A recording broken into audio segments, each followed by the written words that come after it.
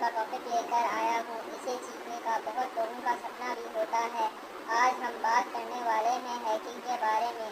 Hacking کیا ہوتی ہے؟ Types of hackers, what are security threats, type of security threats, required skill of ethical hacking, tools for hacking.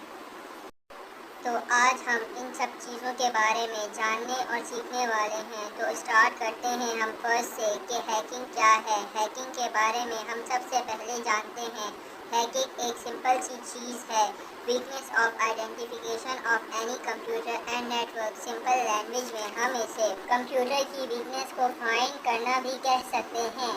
Types of hacker, سب سے پہلے number پر ہوتے ہیں white heat hacker. یہ hacker permission لے کر کام کرتے ہیں۔ گرے ہیٹ ہیکر کی بات کریں تو یہ بگ باؤنٹی ہوتے ہیں، اور اگر میں بلیک ہیٹ ہیکرز کی بات کروں تو یہ وداؤٹ پرمیشن کام کرتے ہیں۔ بیسیکلی یہی ڈفرینٹ ہے ان سب میں کہ یہ کس طرح سے اپنی اسٹڈی کا یوز کرتے ہیں۔ کچھ اچھے کاموں کے لیے اپنی اسٹڈی کا یوز کرتے ہیں اور کچھ برے کاموں کے لیے۔ نیکسٹ ہم سیکیورٹی تھریٹ کے بارے میں بات کرتے ہیں کہ یہ ہوتا کیا ہے، یعنی کہ کوئی بھی وہ تھریٹ جو آپ کے کمپیوٹر کو تھریٹ پہنچا سکے۔ Any risk that can potentially harm a computer is known a security threat۔ اگر ہم اس کے بارے میں بات کریں یہ کتنے ٹائپ کے ہوتے ہیں، یہ دو ٹائپس کے ہوتے ہیں، فزیکل تھریٹس اور نان فزیکل تھریٹ۔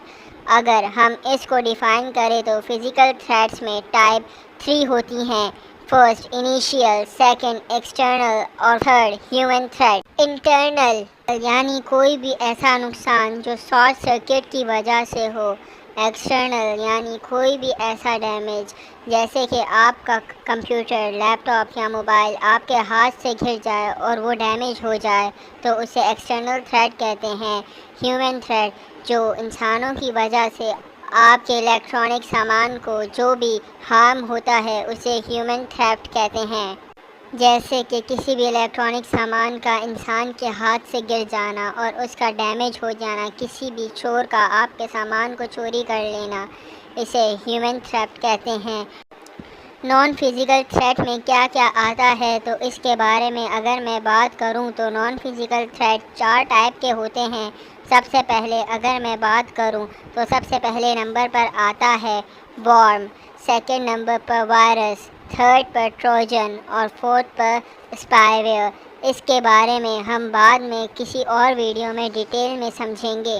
ہم جانتے ہیں کہ ریکوائرڈ اسکل کا ہونا ایتھیکل ہیکنگ کو سیکھنے میں آسان بنا دیتا ہے۔ آپ جانتے ہیں کہ اگر آپ کچھ بھی سیکھنا چاہتے ہیں تو آپ کے پاس ریکوائرڈ اسکل ہونی چاہیے۔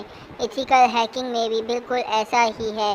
اس میں آپ کو پروگرامنگ لینگویج آنا ضروری ہے، جیسے کہ HTML، CS، SQL، PHP، Python, ان میں سے کوئی بھی لینگویج کی نالج ہونا آپ کو بہت ضروری ہے۔ چاہے آپ اس میں پروفیشنل نہ ہوں لیکن آپ کو اس کی تھوڑی بہت نالج ہونا ضروری ہے تاکہ آپ کو ایتھیکل ہیکنگ سیکھنے میں آسانی ہو سکے۔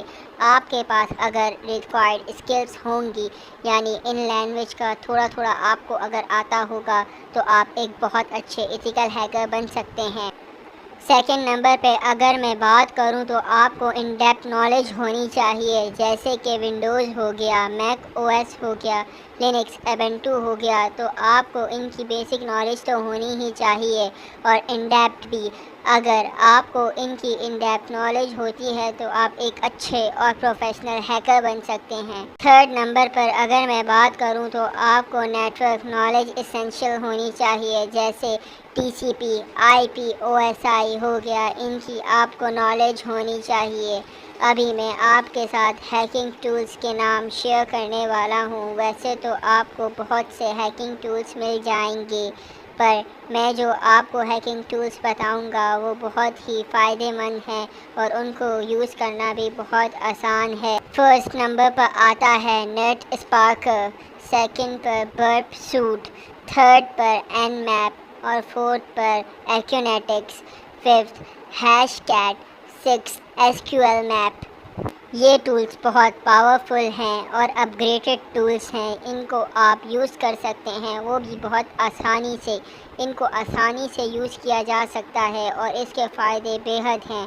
آپ اس سے بہت سارے ہیکنگ کام پرفارم کر سکتے ہیں۔